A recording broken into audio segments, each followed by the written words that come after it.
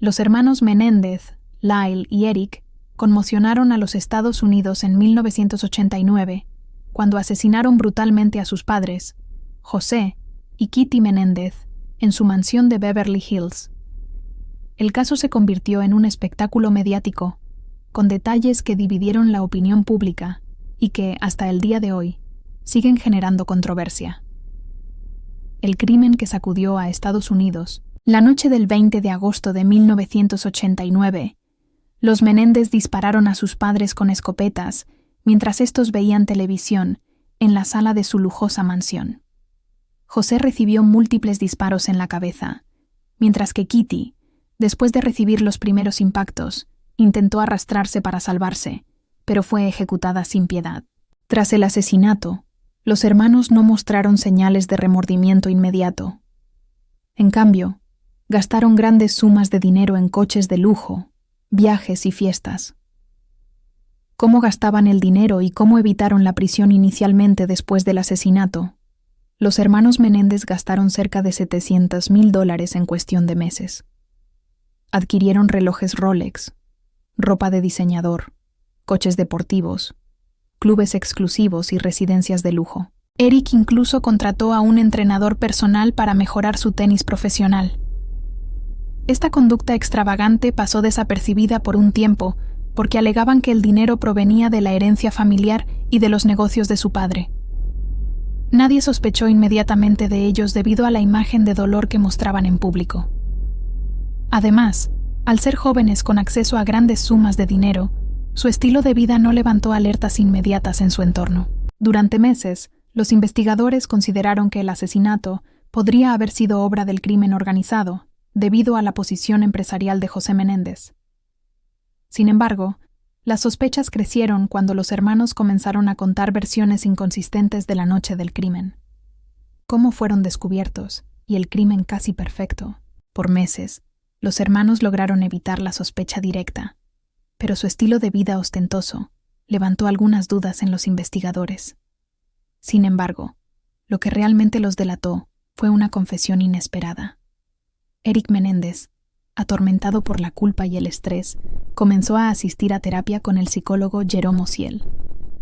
Durante una de las sesiones, Eric confesó el crimen. Osiel, temiendo por su seguridad y la de su pareja, le contó a su novia, Judalon Smith, sobre la confesión. Cuando la relación entre Osiel y Smith terminó de manera abrupta, ella decidió acudir a la policía con la grabación de las confesiones de Eric, lo que proporcionó la evidencia clave para arrestar a los hermanos. Aunque la defensa intentó argumentar que la grabación violaba la confidencialidad paciente-terapeuta, los tribunales finalmente admitieron la evidencia, sellando el destino de los Menéndez. Su plan inicial podría haber resultado en el crimen perfecto. Simularon que era un ataque del crimen organizado, no dejaron testigos y lograron engañar a la policía durante meses. Sin embargo, el peso psicológico del crimen los llevó a cometer errores que, combinados con su conducta extravagante, terminaron delatándolos. El trasfondo psicológico y las razones ocultas, los abogados defensores argumentaron que los hermanos sufrieron abusos severos por parte de su padre, quien era un empresario despiadado y extremadamente controlador. La madre, según el testimonio de los hermanos, no solo permitió los abusos, sino que también los sufrió. La teoría de la defensa planteó que Lyle y Eric actuaron en un estado de terror extremo, creyendo que sus vidas estaban en peligro si no se defendían. Los fiscales, por otro lado, sostuvieron que los asesinatos fueron premeditados y motivados por la herencia millonaria que recibirían tras la muerte de sus padres. El comportamiento de los hermanos después del crimen reforzó esta teoría. Gastaron grandes sumas de dinero en placeres superficiales, lo que indicaba que su principal motivación no era escapar de un entorno abusivo, sino enriquecerse. Detalles nunca revelados a algunos testigos y allegados a la familia Menéndez han afirmado que José Menéndez era conocido por su temperamento volátil y su trato despótico hacia sus hijos. Sin embargo, lo que no se ha discutido ampliamente es el nivel de control psicológico que ejercía sobre ellos, asegurándose de que no tuvieran autonomía ni identidad propia fuera de su estricta disciplina. Existen también cartas escritas por Eric a un amigo cercano en las que menciona abusos que sufrió desde la infancia, pero que nunca fueron tomadas como prueba suficiente para justificar el asesinato. Otro detalle que pocos conocen es que en la escena del crimen se encontraron rastros de una lucha previa, lo que podría indicar que hubo un enfrentamiento antes de los disparos. La psicología de los hermanos Menéndez.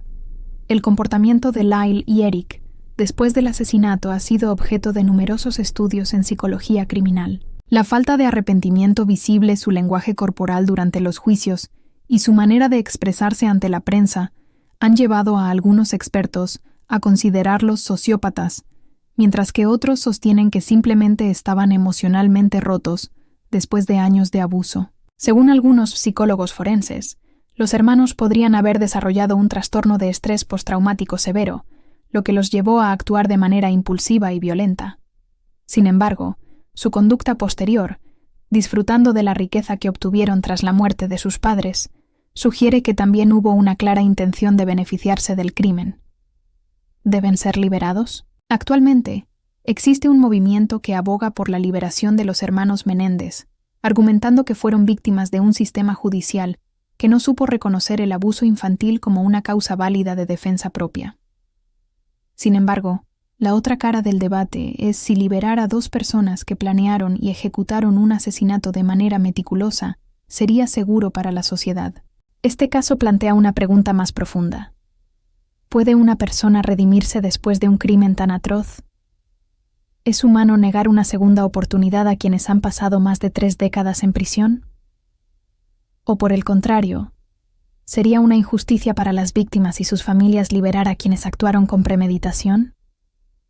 Conclusión. El caso de los hermanos Menéndez sigue siendo un tema de debate, no solo desde una perspectiva legal, sino también psicológica y social.